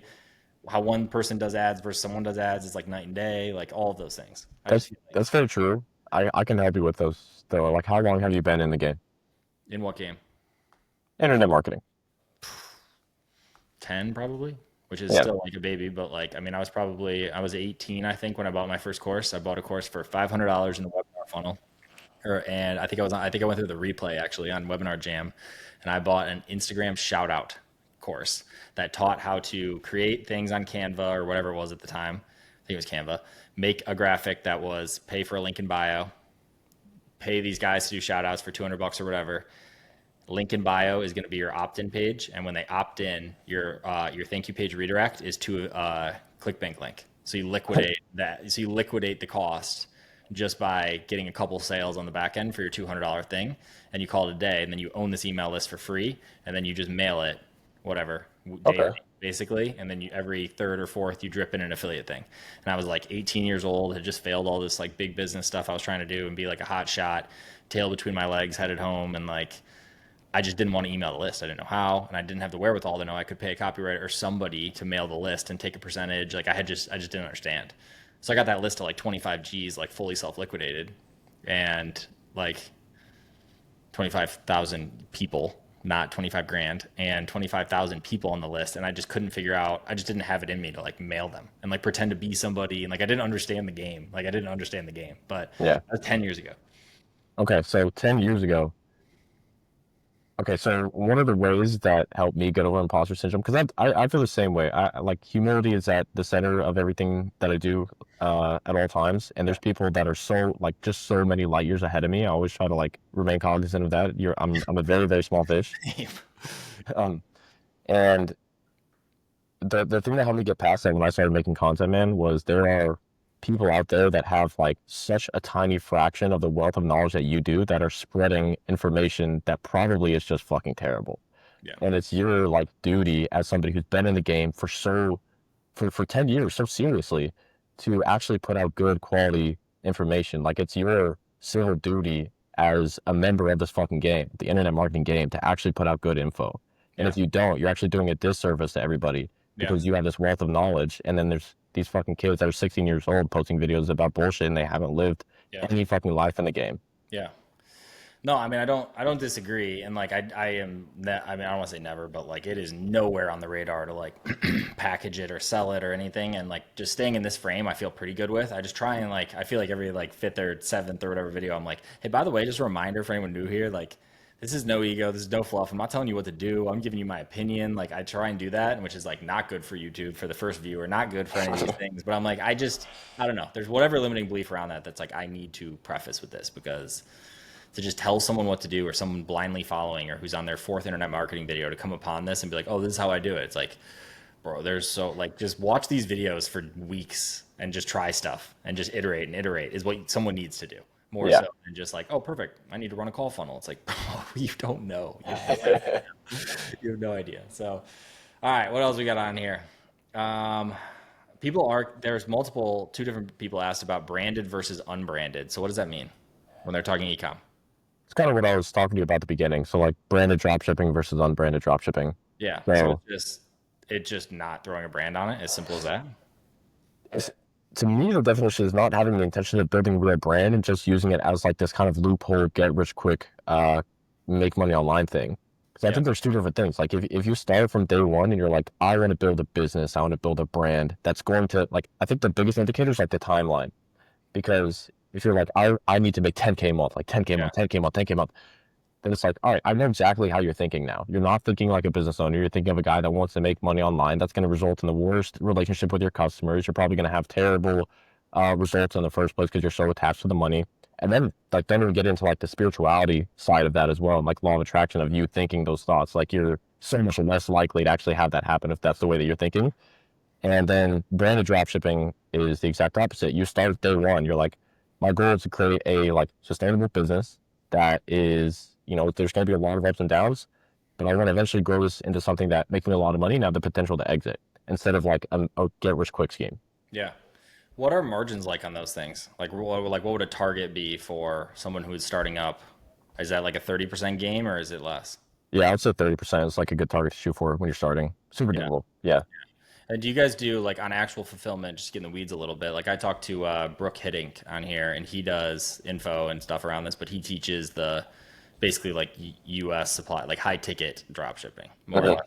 And I think that he's gonna kill me for saying it like that, but that's I think that's my quick version of it. But like, so you guys, how does all that, what everything just happened, and tariffs and timing of shipping and all that, like, does that crush these things? And I mean, in branded, I guess if you get to the point where you have inventory and you have 3PLs and stuff, but like that in betweener, that beginner stage, like, are you just getting waxed? So a little bit. Yeah, A little bit. Like the tariffs are a real thing, and like people do have to pay them, and we pay them because we have part of our manufacturing still in China because we're developing new products, we're extending our product line, so we still have some manufacturing and in shipments coming from China. Majority is in the U.S., but we do have some in China. Oh, really? Yeah, but the cool thing is like even if you're super against tariffs, you can still easily drop ship within the United States only. It's not like the most difficult fucking thing on the planet. You just have to know where to look and how to communicate with these guys. It's not like it's impossible. Like if you're trying to source a hyper unique product, then yeah, you're probably only going to find that in China. But if you find a product that is like what I call like pre-validated, like there's already pretty big competitors selling this product at scale, then chances are they already have some manufacturing in the United States, and you can just figure out how to find their supplier and use them. And there's a lot of services to do that, but it's definitely possible. If you're like super against selling anything out of China, period, because of the tariffs, cool, just do it in the US. It's not the fucking end Yeah. of the world. I've heard you talk about this, and I'm just going to pick your brain now. But you've talked about the saturated versus not. I have my very limited, most recent experience of this. Like I have years prior where I did this when it was a completely different game and like just messed around with it and whatever, 5K days and doing this, then I lose it or I drop an ad account or something and I go back to my normal life and like just did it for fun. Huh. Like this most recent time, how are you finding something that makes sense cost wise in the States? Like, because that was the biggest thing is like if I popped on one of these, like one of the tools, and I guess maybe that's the simplest difference right there. It's just like I'm using one of these tools. Like they're US based ones. It's like I have no room for anything. And then I have funny story is like biggest competitor because I was not trying to rip something that was like completely fresh. Like I saw somebody else running it. They clearly were spending into it. And I was like, okay, cool. We can get a little chunk of it. And I built it around, but they were using advertorials. And I didn't want to build an advertorial because I thought it was stupid and I thought it was just an extra step. And I was very short sighted and was doing my thing. And it was like breaking even. And I was like, oh, if I can just optimize a little, then I can get my 20% and just call it a day and just have fun with this. And we were just trying to build the brand around it. I was going to buy a domain and then I was going to actually build a company. And then I just like got bored and was doing something else. And actually, what really happened is we started to lean back into this and I was like, oh, this makes more sense. But how do you get the cost down? Is it just having your agent, your, like you said, your relationships? So partially, but part of it is also in like your story itself because when you're like, all right, costs are going to be higher in the United States. That's pretty much a universal rule. Yes, there is going to be some truth to that. For me, the thought process is not, fuck, I need to like go source from China now and just deal with the tariffs. It's how can I control the perception of value around this product so that it's higher and I can still justify selling at this higher cost of goods sold. And that's why that competitor was probably running with Advertorials and he was working with it and you Yeah. ran straight to like a PDP or whatever and didn't make Yeah. it work. Yeah. I was rocking. I mean, I'll dox it. It's hilarious. We initially started with it was all dog stuff, but it was like one of that like duck toy thing. People were doing that for a minute, like the yellow one, and dogs can only see yellow, and like it's their comfort animal because of that. And then this other one was like this back seat thing. Like there was 5 different variations of Oh them yeah. that were popping off that were like the back seat protector, and then there was different styles and like luxury ones and upgrades and all this stuff. And these guys, I mean, it was $60 or something like that delivered, and then their break, yeah. So it was an interesting game, but we were having fun with it. We were selling for like $120. People were selling for 200. People were selling for Oh yeah. 72. You're Someone was gonna selling walk for around videos, man. $202. I'm like, I don't understand what I'm doing wrong here. Like, I don't get this game. I'm not seasoned. Well, part of the thing with advertorials and probably why those guys were working with it is because you can control like the perception of value a lot more. If you send straight to like a PDP and they're immediately price aware, like immediately as they see the product, they know the price. Yeah. I don't want to do that. If it's something like this where I need to be competitive and be able to sell for a higher price point, I want to build up like the story. I want to build up all these foundational copy elements that show why this product is actually worth so much more than all the competitors, right? Yeah, I I'm mean, going to build. it makes sense when you say it like that, but at the moment, I was like, oh, it's just another software, another page I have to build. It just sounds painful. Like, just sounds boring. It Uh, is more work for sure, but it's but it pays. it But it pays. pays. Yeah. Okay. So then, I hear you talk about it, and what's the difference on saturated and unsaturated? I hear you talk about that all the time, or like you use that and then you use another phrase. What's your other one? It's like you have saturated products and unsaturated products, and everyone thinks they need this one, but you're saying the better pockets here. And then your other one, you just said it. It was Like validated. yes, validated. Same thing. Yeah. So I think every product kind of exists on a spectrum, and you have obviously like the most competitive products of all time, where there's let's just say like 1,000 competitors selling one particular product all over the world. And then you have on the other side of the spectrum, products that nobody has ever sold ever. Yeah. And I have been at both sides. I have been the guy that is like the first one to see an AliExpress listing back in the day. And I'll just run some basic image ads and test it. And sometimes it kind of worked. Like the scale was always limited, but it would kind of work. And I think the best way to go about it is to, like, if this is a spectrum and like this is super, super saturated, it's to go right about there. So not to the point where it's like, let's see if I can like think of a good example, like posture corrector probably, because it was Yeah. just such a massive dropshipping product Yep. and it's literally been fucking ran through like fucking crazy. But I would find something that I can prove has at least one competitor that's doing a good amount of volume. Yeah. So honestly, even if it was a posture corrector, if I could find a competitor that is relatively new, not one that's been around forever because they have all this momentum, all the data, the pixel, etc. But if I found a new guy that was selling this product, maybe with like some sort of unique angle that hasn't been sold to before, and he was able to scale up to, let's just say, like $300,000 a month, I'm like, okay, that would actually be validation for me to go Yeah. sell that product. So I'm looking for at least one successful competitor that is selling the product at scale, and I quantify scale in this particular case is like around 300K per month. Yeah. Interesting. Because I know if there's somebody else out there selling this product at 300K per month, if I take a little look see and go through the whole brand and go through the creatives, everything that I can possibly find on them, odds are I can find one thing that I can compete with them on, one thing that they're not doing well enough that I could destroy with. Yeah. So, for example, maybe they're running all their traffic to like static images, and this is a product that could be sold with VSL. So I'll be like, perfect, there's my competitive advantage right there. Yeah. Or maybe they're running all the traffic to a PDP. I'm like, perfect, I can run funnels. So that's like my thought process when I'm looking at it. That's why I think I actually did talk about this in the male OnlyFans video. But I was like, you have to find out what you are going to compete on with this one competitor. Because if you rip everything that they're doing one to one, you may make a little bit of money in the short term. You'll definitely get like DMCA'd. You're probably going to launch to shut down. It's not a good way to go about it. But what is like one tiny little thing that you can tweak to just destroy it? I mean, another good Yeah. example is like, you know how big the primal foods and like primal fucking Yeah. everything has become over the past few years, but it was very, very clearly mostly selling to men. And so you have like a brand that pops up and they start selling all of these like supplement products that are like primal to women. And now you have this company called Primal Queen, which is like a massively successful D2C brand just Yeah. because they found this one unique angle, this one specific subsection of the market to market to. So that's what I'm looking at. I'm like, I'm trying to find these successful competitors. What is one thing that I can beat them on and go all in on that as hard as I possibly can? Yeah. Yeah, those guys are great. That's so funny you say that. We met them at that same event I was talking about where we went to, and the whole team went. I've known those guys before. They had other companies prior, and they're down there and they're like talking about how they're going to launch this thing, and that was like a couple years ago, or Yeah, yeah, less probably. they killed it, man. They are killing it They still. are killing it. Yeah, those guys are G's. Yeah. Okay, so speaking of kind of that, and I was just refreshing, and Shackelford just liked the that we're live, and that makes me think. So, what is your view on something like that, like a Brez, a Primal, or whatever, like a from the ground up, like a full front end, not finding competitors, finding something, because that's not necessarily finding something that's like new on AliExpress, right? Like you're not like there's that game which is like find something saturated that's in drop shipping, find something that's like new to drop shipping, and then there's like full on ideation creation of Brez, of Primal Queen, where you find this thing that maybe already exists, but like you do it in a better way.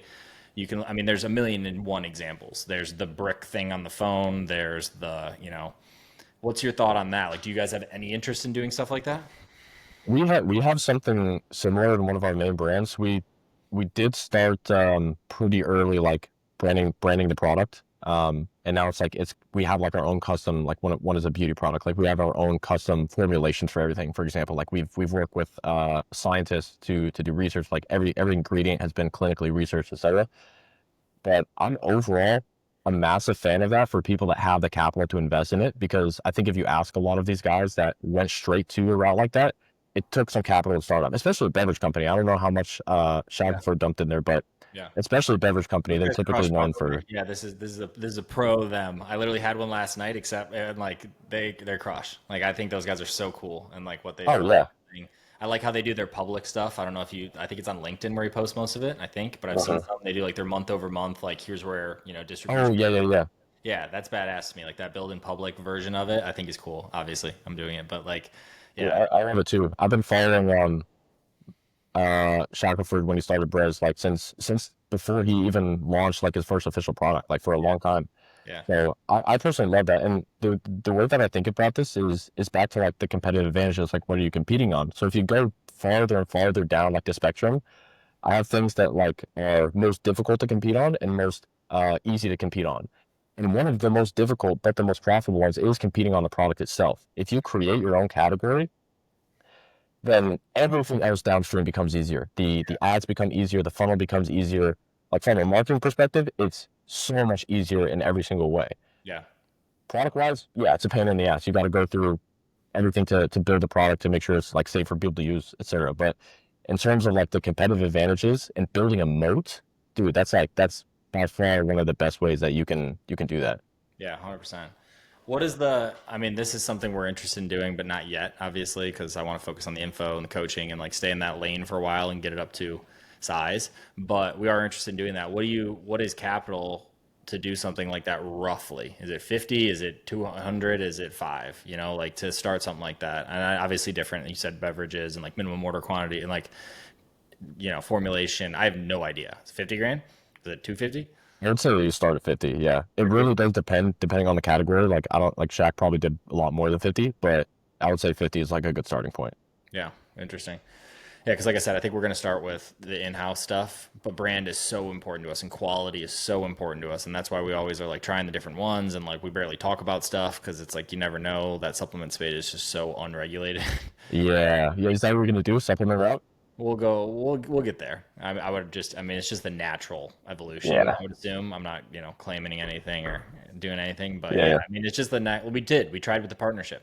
I think I've told this story so many times, but like this is just a simple example of like where my awareness was or like my understanding of like like that. And this was a year ago, and like how far it's come. We literally agreed to do because all these guys that do like a 10x or whatever they do the test kit, Oh right? So yeah. they sell a test kit, they buy it, get shipped to your house, you pee on it, you put it in your whatever you do, hopefully not both those, and then you send it back, and then they basically get you on a call and talk about here are the great things, here are the bad things, here are the supplements to fill those bad things, more or less. You buy them, subscription game, cool. We did a partnership. They're great, great company, great everything, great products. That was a huge thing. We did like all this vetting around it, but we bolted it on post purchase. So basically, we were paying for the kit. So there goes the 200 bucks or 400, whatever the number was around there. So you got your ads, your sales rep, your coach, and then you're also paying for this, which is like look at it like a welcome kit. People send like a hoodie and a this and a that. It was like that was our kind of like thought behind it. It was a version like that, but it was just directly part of the product. Send them off. I look at the stats after however many months, and again, I wasn't close enough to it. I didn't have clear stats. There was total issues with like clarity around stats. I literally had it connected to the terms that the second they submitted their stuff, it shot into a sheet and we got billed. So it's like we're real time cash flow in this thing, and there just money's flying out, and we're doing so much new that I'm like not even looking at it. And they are responsible, full partnership to they get the kit. They're supposed to then take it and then send it back and then get on a call with the person and then buy the supplement. And then we're going to get lifetime subscription rev at like, 40, 50% partnership and call it a day. I'm like, perfect. We don't have to deal with supplements. We're good. I get the stats after however long, and like half the people were even sending the test kit in. So there goes, I don't even want to talk about it. Like however many hundreds of thousands of dollars just like literally burned, literally on fire because they didn't even send it back. Then of the people that sent it back, like whatever it was, 70% show rates, classic call funnel, 70% show rates. So there goes another 30% of those burned, like just never got on the call to talk about their test results. And then the close rate of those people is like 20%, which makes sense. All of this makes so much sense if you just look at it. And it's like our adherence to making sure the clients did it, the clients doing it, the partner company, enforcing it, like all, or like having some record, like anything. Every piece of it was broken to the point that pops out the end. And it's like, we're making like 20 bucks on average on subscription. And it's like, I Oh, paid 250 and like the average is this, like we're losing 90% of it across the board. And we're a million into spend and a million into kits. Oh my God. It's like, dude, it was just such a fit. And again, the company, all good. Like, there's no, it's not, I'm not blaming them. I'm not anything. Like, it was just how we approached the partnership model, how the math looked, and how I just didn't even do the math well enough or the understanding of like, can we get this test kit for 50, or like, can you float us this and then do it from this, or like do something like there was a deal to be made or a structure that could have worked, but they're not very direct response. So they're not like a Cardone where you would have partnered with them and they would have been like 90 dials and like jamming you through the system. They were more brand and quality focused. And like, again, great company, no shit on them, but like just the math so hard. So just like burned it, turned it off, removed it from the offerings, removed it from the stack.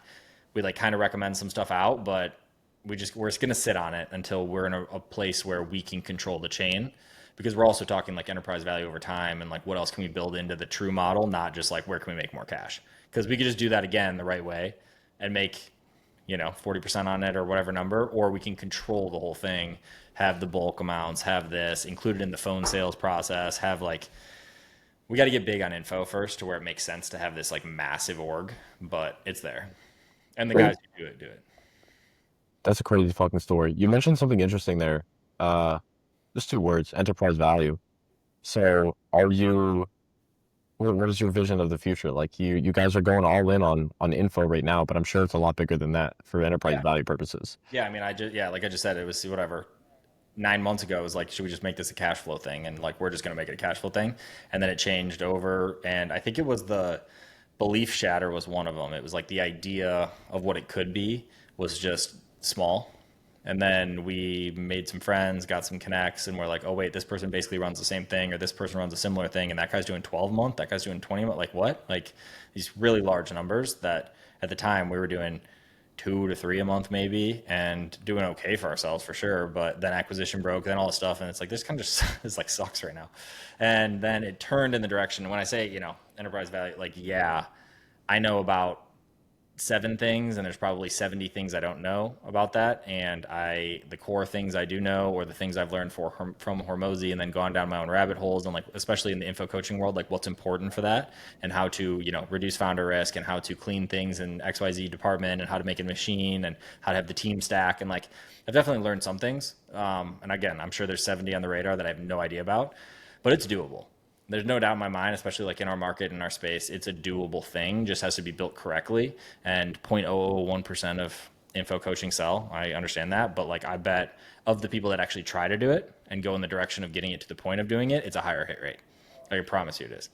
Yeah, I think you're probably right about that. And if you're building it from intention from the start, then you That's it. know kind of what you need to do. I went to one of Mosey's like in-person workshops and we joined like his mastermind thing. And so we got a lot more in-depth stuff around that. But there was a guy that literally told us we had like yeah, I won't say the business name, but we had a business that we were working on. One of the Hormones team members was just like, yeah, we don't fucking want this thing. We're like, what do you mean we don't want it? Like Yeah, he's like, it was such a shock to us. We're like, but look at the numbers, look at the profit. Like we're like, what do you mean you don't want it? So it was an eye-opening experience. Like we literally didn't know that that was a thing that could happen. And we had a software company as well. And we're trying to position that for right now just like for growth, but we brought that in the picture too. And he's like, yeah, we still don't fucking want it.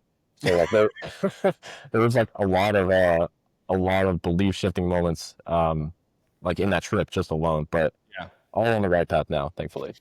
Yeah, I mean, our stuff has just been, I mean, it's just the frame has shifted to it's possible to get to these much larger numbers. At these much larger numbers, you can either choose to just cash flow crazy hard, or you can choose to build out some structure and team and kind of sacrifice some of the cash. I know a lot of people who would sacrifice the cash and never get the exit, and that's a game, and that's real, and that's a real thing where you're biting whatever it is in payroll or team or data or finance and stuff to make it so it could potentially be, and you never hit it, and you just burned all the cash that you could have just taken and just put away somewhere safe and sound and live for the rest of your life. So like it's a gamble at some level, especially it's a gamble because we've never done it more mainly. So it's like that goes back to the original thing is like, can you hire for experience? Can you hire someone that's a fractional CMO, or I'm sorry, a CFO, or like a COO at scale, or a full on that's been through the space that now starts to build all your financials and your data in a way that like it just imports directly into someone who's looking to buy this? Like maybe does it have to get to the size where it's 10 million? Is it 30 million? Is it 50 million in EBITDA? Like those are sizable numbers versus like a 3 to 5 million,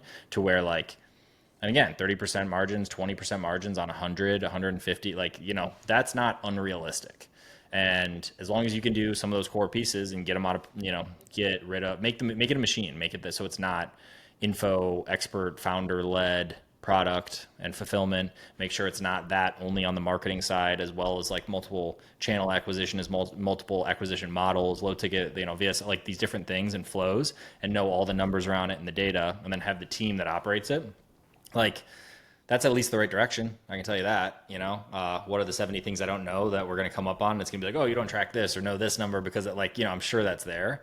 And it's not even on the, I don't want to say it's not on the radar because it's on the radar, but radar is 3, 5, it's out there. It's Oh let's yeah. cash flow this out of this thing, build it up and like have it a more well-known brand, and we'll see. And in the meantime, cash flow the shit out of it and make it so it's like an actual, not where you're just pouring everything back in for some future potential thing. It's like we should be able to scale healthy this time, and we didn't last time. So Oh that's yeah, where we're dude. at. I love it. Coming up on an hour and a half. You got any other fun? Mm. Yeah, yeah. I got one for you, man. You can answer the same for me, but like, what is a habit that you have that is like really fucking unconventional or maybe even like weird, but you swear by it in terms of making you more successful? That's a good one. No one ever asked me questions. What is a habit that's unconventional is the crazy one. I I don't know how unconventional it is, but I just kind of explained it a bit earlier. But like, I will map something out and like make a plan on it, and then live within that machine and like be a cog within it. Sometimes extend like for too long, for Mm. like way too long, and like live in that. And more recently, I've kind of had the moments of like set aside the time to like zoom out and relook at the machine. But like if I set a plan, I will.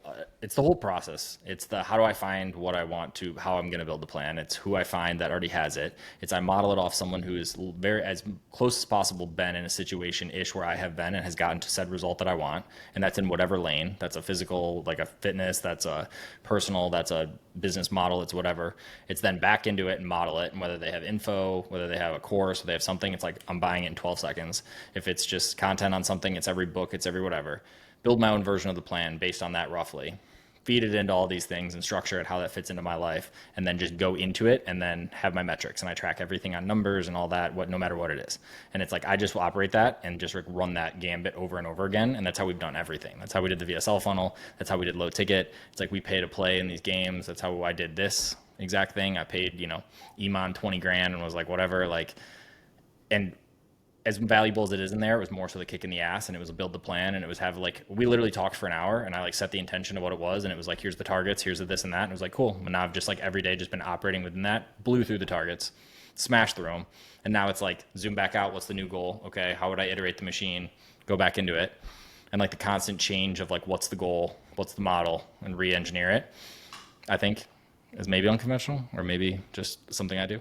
No, I like that. It's also very interesting that you often describe yourself as like a cog in a greater machine, and Yeah. you're not like trapped in there, but it is like a box that you just Yeah, frequently no, kind of it's like the operate work in. in the business versus on the business, like of yourself. I talk Yeah, about that all the time. I'm like working in it right now. I'm not on it, and then I'll zoom out and I'll try and like work on it or like change the idea of it. And I think at scale, it probably makes more sense to live more on the on it side and like up here. But like where I'm at right now in the season I'm at, and like my skill set evolution of not having an EA and working freaking 18 hours a day when I could work 8 hours a day and probably do the same amount of stuff, but I'm not good at it yet to where I can like do what we talked about in deep block. It's like so many shortcomings, but it gets done. It gets the yeah. like it gets done. What about you? For unconventional habits, I'm. I'll preface this. This is just me being weird, but I'm such a huge believer in getting your deep work done in the dark. Like if Yeah. you don't have even light coming in to distract you, and I think like, oh, like how is light a distraction? The way I think about it, and this could be totally factually incorrect, but I'm just gonna believe it to be true because it works. But if I think of what happened in like hunter-gatherer tribes when you're going out on like an actual hunt, you you're like looking out over the horizon. The way that human eyes are developed, they're in the front of our face. They're not in the sides like most like most mammals, right?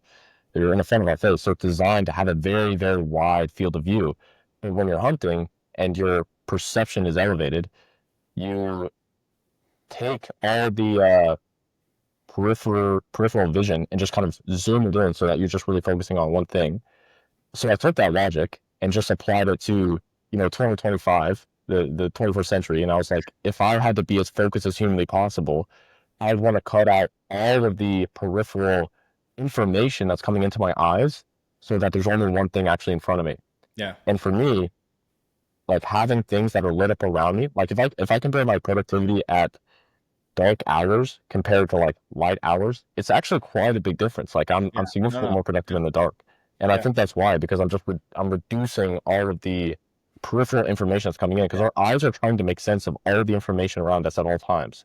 Yeah. So how can I narrow that to like one specific thing and watch it make me more productive? So that's what I was Yeah, saying. that's a good one. Yeah, I mean, I guess I've definitely never looked at it like that. Let's be clear here, but like that's what I do. I mean, mine blocks in the morning, and it's because no one's on. It's because I'm just in it. It's because coffee, and it's like the bright light, and I'm like, which is probably terrible, but like I'm just like I'm like Yeah, in my own world over here. And then by afternoon and stuff, it's like I just want to talk and just lean back and just like make this it and like have conversations and do all that, but catch me dead trying to be like, okay, cool, I'm gonna deep block this afternoon after I just like gymmed or ate or did whatever, and I'm like, I'm not gonna sit there and turn on. I don't know. This is not me, but that's a good one. That's a good one. yeah, Well, cool. All right, 140. I got to pop. You got to pop. Anything else you want to leave them with? I mean, everyone knows where to find you, so that's just easy. yeah. Park those Glad you showed brands up for in the outfit words. too. That's good. It's classic. It's on brand.